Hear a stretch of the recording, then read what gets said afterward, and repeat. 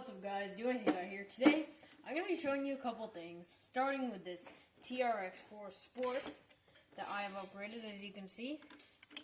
Now, I'm going to be going through these upgrades with you today. So, I guess we should start with what you can see from the outside. You can see that we have new rims, new tires, and if this is in camera, you can see that we also got these brand new, well not brand new, I painted the diff housings silver. We also got an RC 4-wheel drive winch with this little off-brand hook that I like. We got these little, forgot what they were called. How would I forget that? Alright, anyway, got the front light kit, got the light bar. I cleared out the windows while fogged out with some nail polish remover. Took out a couple stickers. We have the Expedition rack with some extra shovels and a gas can and a speaker, which I'll demonstrate later in the video, so we can have a soundboard on this puppy. We got the whole Expedition rack, put a little bit of tape, I don't know, it just looked nice, and then rear lights and rear shackles, and I painted these. Okay, so now I will show you my internal. So basically, that sounded wrong, to take this apart, you just pull out the speaker wire, and when you're on the inside, you unplug the wire for the, I know it's a mess in here guys, for the speaker and for the LEDs. And you see the lights are just routed under. And yeah, so we're gonna put this body down somewhere on my big workshop. Alright, put it on a rotation. Is that in camera? All good? Okay. So, as you can see guys, it is a bit of a mess, and I do plan on this Christmas buying some inner fender, because that will look nice. Right now this is kind of in a risky spot. Almost touching. But, as you can see guys, we have an upgraded servo. It's just this Chinese 20 kilogram de servo. That's the brand, de servo. We're running on 2S usually. So basically, let me try to show you guys what I wired here. So basically, it's pretty complicated. We use the extra power. I use the extra power from the ESC. The extra power area. So we just have direct wiring. And then the extra power area, I split it a couple times. One of them goes to the winch controller, and then the winch controller, you know, is connect. I soldered it to the winch. Here's the connection right here, and the winch controller is also on my radio. Here's the winch controller, like that. A and B, on and off. All right. So then we also have it wired to the soundboard, which I had to put in a glove because it's not waterproof. And you guys already know that I go under a ton of water. Like, this is submerged most of the time. But I'm assuming it's waterproof enough, hopefully. You know, you can't leave it under, but you can splash it a lot. And then, here's a speaker wire coming from there. Yeah, that's all the electronics. Yeah, so we have those nice, beautiful silver knucks. Okay, and these rims are actually a little wider, surprisingly. So now, guys, I'm actually gonna put in a battery and show you guys the soundboard. Alright guys, now to show you first of all, we're powered by a 2S 7200 Gen Ace battery, and we're gonna plug it in, but I'll show you my turning on procedure. So first, I like to turn on the remote, well, you have to turn on the remote in the car, and I like to test it, make sure it's all working. Now, there's a couple wires we need to worry about.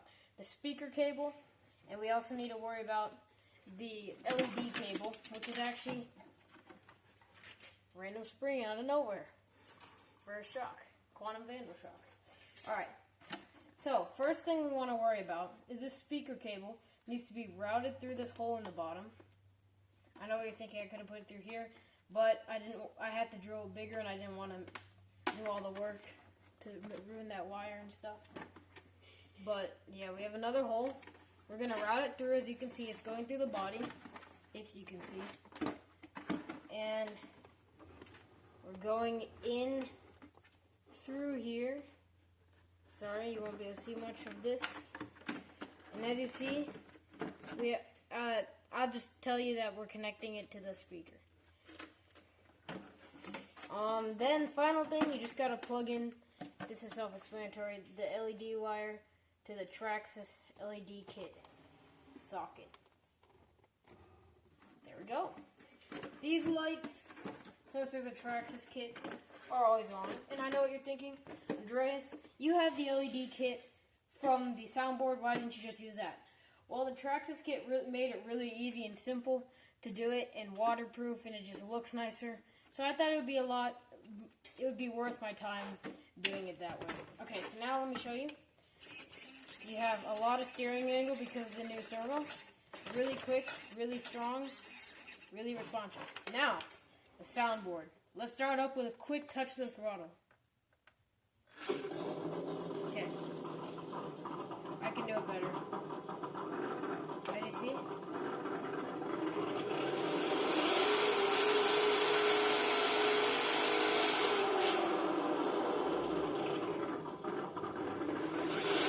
Very responsive.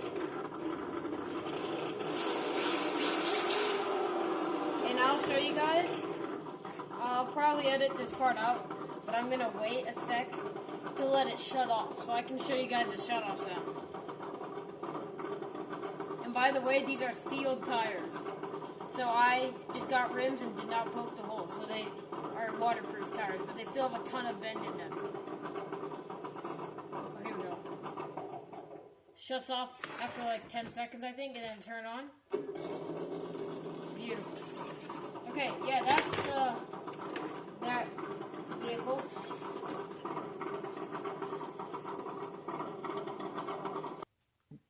Alright guys, this is a build that I'm kind of happy about, really happy about. So if you're wondering, the chassis, maybe I'll give you a hint by looking at the bottom, or this axle, the classic. This is actually an axial scx10 builder's kit. Now here's the whole situation behind this. I wanted my dad to get into crawling, and he thought he would be cool if he got into crawling too. So basically, I decided, you know, if we get this kit, it'll be cheap, because we have parts from the old Red Cat Gen 8 we could put in it. And we built it. I built it. I pretty much did everything. He cut a little bit of the bottom of the shell because he wanted to. But yeah. So I basically built this for him, and I'll tell you what I have. These are Proline Flat Iron XL tires. These are the XL size. This is like the biggest 10th scale size they make, and it's a very beautiful tire.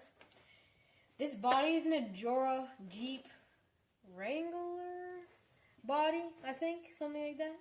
And it's all plastic, but as you see, my dad, since he's learning, he's crashed a couple times down hills. Not crashed. This is the dad. Yeah. It's more like rolled down the hill. Yeah, he didn't and it crash. scratched that quickly. So that's just a warning that the paint on these Endura bodies is not applied very well and comes off really easy when you roll the truck. Yeah, that's true. Okay, so basically, we got also these off-brand Endura rims. Not off-brand, they're just Endura rims. They're nice, they're nice. The door's open to reveal a nice interior. The door's open. It's a very sturdy roll cage. These are shocks from the Red Cat Gen 8. My dad purchased these metal drive Endura also metal drivetrains, which are it's a really good purchase. I recommend it. So yeah, we got the Red Cat Gen 8 shocks, upgraded, same as my other truck, the 20 kilogram de servo, or 20 grams, sorry. Yeah, I mean, one piece of advice on the scx10 is the drive shafts are plastic and they are not cut straight from the factory.